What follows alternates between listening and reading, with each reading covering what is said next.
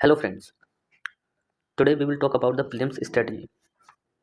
But films की strategy को discuss करने से पहले let me tell you something else. You know very well that ये जो नवंबर और दिसंबर का मंथ है, this time many coaching centres are launching their films crash course. तो if you are thinking to join any particular crash course, please understand 5 to 6 thing before joining any crash course. देखिए, इन crash course का मतलब क्या है कि हमें अपना रिवीजन अच्छी तरीके से करना. ठीक है, हमें एक शेड्यूल मिल जाए जिससे कि हम फॉलो कर सकें और अपना आउटपुट बेहतर कर सकें. ठीक है, I know that many of the students are new and this is the season to trap the students. They think that if we will join this crash course or that crash course, we will crack prelims easily, but it is not true. Remember, it is not true. ये जो course चल रहे हैं ये क्या बोलेंगे कि आप ज्वाइन कीजिए, हम आपको नोट्स देंगे, हम आपको लेक्चर्स देंगे, हम आपको ये प्रोवाइड करेंगे, वो प्रोवाइड करेंगे और ये वो सारी चीज़ें आपको बता देंगे. देखिए, there are two types of students और two categories of students. First, those students who are new, they do not study by their own. एक तो वो हो सकते हैं जो न्यू हैं. दूसरे क्या हो सकते हैं कि जिन्होंने अपना फाउंडेशन कर चुके हैं, they have done their foundation, they have done their foundation very well.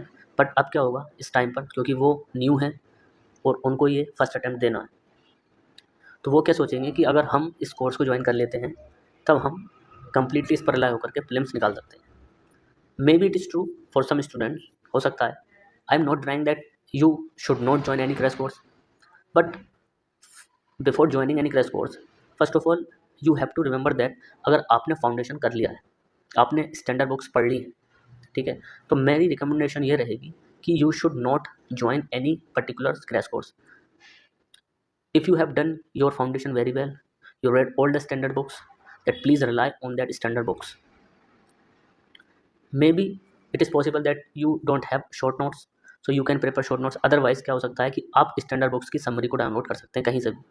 ठीक है, उनके शॉर्ट नोट्स बना लीजिए और अपने जो फाउंडेशन कोर्स है उनको कर लीजिए. होता क्या है कि स्टूडेंट इस टाइम पर कोर्स ज्वाइन कर लेते हैं, उन्होंने फाउंडेशन में लेक्चर किए हुए हैं, बट वो फिर दोबारा से हर सब्जेक्ट के लेक्चर करेंगे. आई am not denying that you should not watch lectures. You should watch lectures on the topic जहाँ पर तुम्हें दिक्कत आ रही है, जहाँ तुम्हें प्रॉब्लम का फेस कर रहे हो कि यार ये टॉपिक मेरे समझ में नहीं आ रहा, वहाँ पर आपको लेक्चर देखने चाहिए. और आज के टाइम पे फ्री रिसोर्सेज अवेलेबल हैं हर कहीं पर. ठीक है, तो वहाँ से देख सकते हैं. लेकिन आपका जो टॉपिक स्ट्रॉन्ग है and still you are watching lectures, so it is आपके जो टाइम है वो कंज्यूम करेगा और आप ये नहीं जान पाएंगे कि मेरी मिस्टेक्स कहाँ पर होगी. ठीक है, और दूसरी बात ये होती है कि ये जो भी क्रैश कोर्स हैं ये अपने नोट्स देते हैं. अब मान लीजिए कि आपने लक्ष्मीकांत 5 से 6 बार पढ़ ली, अब आपके सामने न्यू मटेरियल आया, आप देख रहे हैं अच्छा इसमें तो डायग्राम भी अच्छे बने हुए हैं, इसमें ये टॉपिक इस तरीके से समझाया गया है, बट आपकी जो पिक्टोरियल मेमोरी थी वो आपकी स्टैंडर्ड बुक्स में थी. लेकिन आपने क्या हुआ, इसको साइड रखा और अपने न्यू नोट्स उठा लिए. अब क्या होगा, अब आप देखेंगे कि आपको पढ़ तो रहे हैं लेकिन कुछ भी रिकॉल नहीं हो रहा. क्यों? क्योंकि आपकी जो पिक्टोरियल मेमोरी थी जिससे कि आप सोच पाते थे वो आपने चेंज कर दी. ठीक है, इसलिए I am saying to you that if you have done your foundation or standard books, तो please don't ignore that books. Ultimately सारी चीज़ वहीं से आती हैं, आप उनको ही रिवीजन कीजिए, उनकी समरीज़ को डाउनलोड कर लीजिए, या फिर आप क्या कर सकते हैं कि आप अपने खुद के इंस्टेंट नोट्स बना सकते हैं, शॉर्ट नोट्स बना सकते हैं. अगर आपको किसी पर्टिकुलर सब्जेक्ट में प्रॉब्लम है, लाइक साइंस एंड टेक्नोलॉजी, या फिर वी कैन से पॉलिटी और geography etcetera, so you can watch lectures only that particular subject. मान लीजिए आपने क्रैश कोर्स ले भी लिया, तब आप उसमें ये देखिए ना कि आपको कौन से सब्जेक्ट आपके वीक लगते हैं.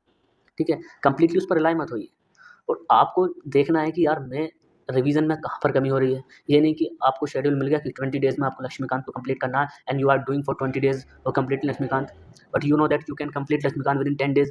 सो आप उसको 10 डेज़ में ख़त्म करिए ना, बाकी टाइम अपने वीक सब्जेक्ट में दीजिए. ये होना चाहिए. बोलेंगे कि आप इन नोट्स को पढ़ लीजिए, आपको एनसीईआरटी पढ़ने की ज़रूरत नहीं है, आपको ये करने की ज़रूरत नहीं है, वो करने की ज़रूरत नहीं है, आपने अच्छी खासी एनसीईआरटी पढ़ी थी, now you are changing your resources, sorry your sources.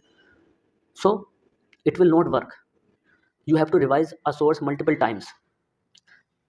maybe it is possible that your source not complete everything and not include everything, but when you will give test, so you can include that things in your notes. Why are you changing notes, why are you changing एकदम से new notes, एकदम से current affairs के course आ जाएंगे। आपने मान लीजिए कि मंथली मैगजीन पढ़ी है अभी तक तो, लेकिन आप सोचेंगे यार करंट अफेयर्स का कोर्स आने वाला है, ये सर ये लॉन्च कर रहे हैं, ये सर ये लॉन्च कर रहे हैं, चलो ये ज्वाइन कर लेते हैं। आपने जो मेहनत करी मई अप्रैल जून जुलाई अगस्त सितंबर अक्टूबर, आपने मंथली मैगजीन पढ़ी, इनको आप इग्नोर कर देंगे, तो भाई कहाँ से आपका रिवीजन हो पाएगा? क्योंकि आपने उसको टाइम दिया था। एक चीज़ तो ये होती कि आपने वो पढ़ा नहीं, then it is fine, then you are joining some course or you are studying PT 365। अगर आपको अच्छे से सारे कॉन्सेप्ट क्लियर हैं, सारी चीज़ आपको समझ में आती है, तो अपना जो टाइम है उसको एक्टिव रिकॉलिंग में लगाइए, चीज़ों को याद करने में लगाइए, फैक्ट को याद करने में लगाइए। वो टाइम आपको बचेगा, तब आप कहीं ना कहीं ये पॉसिबल होगा कि आपको मार्च अप्रैल तक आपका कोर्स कंप्लीट होगा। अगर आपने ज्वाइन कर लिया, हो रहा है क्या, हो रहा है कि क्रैश कोर्स खत्म हो रहा है तुम्हारा अप्रैल में, तुम्हारा मार्च में, so how when you will revision, are you understand? So please see where you stand. If you need to join any cross course for consistency, you can, but you have to see yourself as well that यार इस चीज़ की मुझे need है या नहीं है, ठीक है? तो उसके हिसाब से अपना आप देखिए।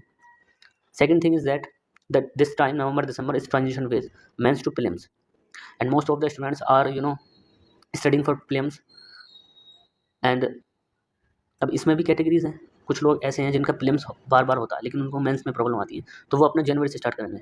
But those students who are stuck in prelims, they are not qualifying, so you have to start from November itself.